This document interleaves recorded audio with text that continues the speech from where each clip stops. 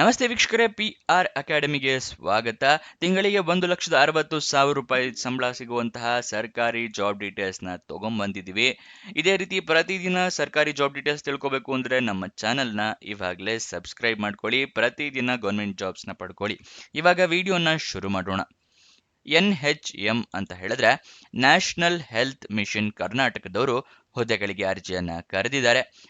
ಯಾವ್ಯಾವ ಹುದ್ದೆ ಅಂತ ನೋಡೋದಾದ್ರೆ senior public health consultant, data analyst, hub engineers, ಈ ತರ ಹಲವಾರು ಹುದ್ದೆ ಖಾಲಿ ಇದೆ. ಟೋಟಲ್ 4 ಹುದ್ದೆ ಇರುತ್ತೆ. ಉದ್ಯೋಗ ಸ್ಥಳ ಬೆಂಗಳೂರು, ಕರ್ನಾಟಕ.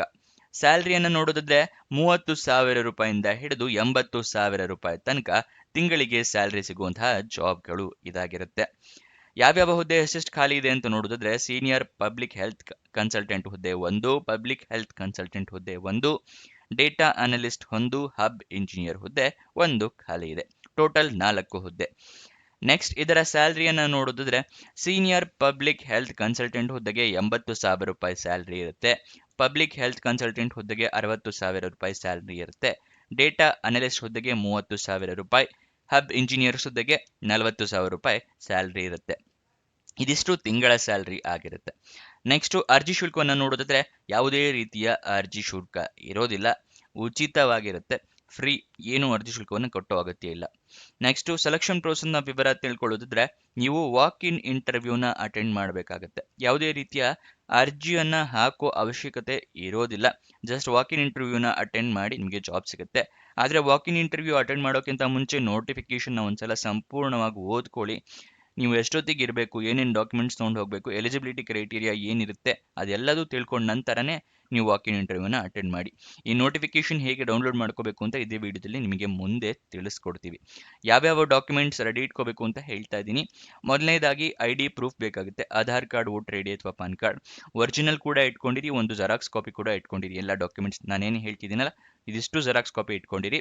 ನೆಕ್ಸ್ಟ್ ರೆಸ್ಯೂಮೆ, ಮತ್ತೆ ನಿಮ್ಗೆ ಏನಾದರೂ ಎಕ್ಸ್ಪೀರಿಯನ್ಸ್ ಇದ್ರೆ ಎಕ್ಸ್ಪೀರಿಯನ್ಸ್ ಸರ್ಟಿಫಿಕೇಟು, ನಿಮ್ಮ ಎಜುಕೇಷನ್ ಕ್ವಾಲಿಫಿಕೇಷನ್ಗೆ ನಿಮ್ಮ ಮಾರ್ಕ್ಸ್ ಕಾರ್ಡು, ನಿಮ್ಮ ಪಾಸ್ಪೋರ್ಟ್ ಸೈಜ್ ಫೋಟೋ, ಏಜ್ ಪ್ರೂಫಿಗೆ SSLC ಮಾರ್ಕ್ಸ್ ಕಾರ್ಡ್ ಅಥವಾ ಡೇಟ್ ಆಫ್ ಬರ್ತ್ ಸರ್ಟಿಫಿಕೇಟ್, ಇದಿಷ್ಟನ್ನು ರೆಡಿ ಇಟ್ಕೊಂಡಿರಿ.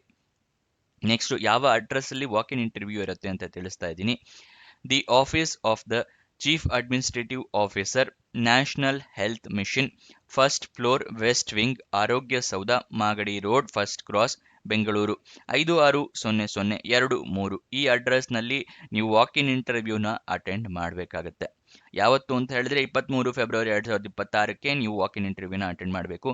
ನೋಟಿಫಿಕೇಶನ್ ರಿಲೀಸ್ ಆಗಿದ್ದ ದಿನಾಂಕ 10 ಫೆಬ್ರವರಿ 2026. ಅಫಿಷಿಯಲ್ ನೋಟಿಫಿಕೇಶನ್ನ ಡೌನ್ಲೋಡ್ ಮಾಡೋದು ತಿಳಿಸ್ಕೊಡ್ತಾ ಇದ್ದೀನಿ. ಡಿಸ್ಕ್ರಿಪ್ಷನ್ ಮತ್ತು ಕಮೆಂಟ್ ಬಾಕ್ಸ್ನಲ್ಲಿ 2ನೇ ಲಿಂಕ್ನ ಕ್ಲಿಕ್ ಮಾಡಿದ್ರೆ ಈ national health mission job details open ಆಗುತ್ತೆ. ಇಲ್ಲಿ ಸ್ಕ್ರೋಲ್ ಡೌನ್ ಮಾಡಿ ಫುಲ್ಲು ಕೆಳಗಡೆ ಬನ್ನಿ. ಅಫಿಷಿಯಲ್ ನೋಟಿಫಿಕೇಶನ್ ಅಂತಿದೆಯಲ್ಲ ಅದರ ಪಕ್ಕದಲ್ಲೇ ಕ್ಲಿಕ್ ಹೇರ್ ಅನ್ನೋದನ್ನು ಕ್ಲಿಕ್ ಮಾಡಿ. ಇಲ್ಲಿ ನಿಮಗೆ ಎಲ್ಲ ಜಾಬ್ ಡೀಟೇಲ್ಸ್ ಕೊಟ್ಟಿದ್ದಾರೆ.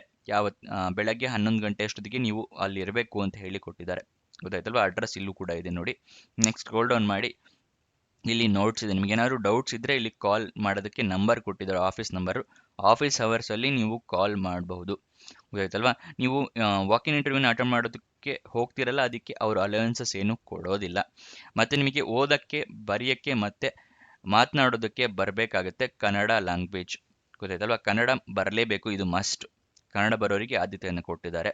ಕನ್ನಡ ಬರಲಿಲ್ಲ ಅಂತ ಹೇಳಿದ್ರೆ ನಿಮಗೆ ಕೆಲಸ ತಗೊಳ್ಳೋದಿಲ್ಲ, ಅದನ್ನು ನೆನಪಿಟ್ಕೊಂಡಿರಿ.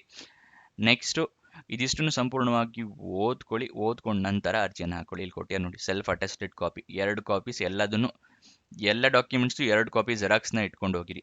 ಓಕೆನಾ?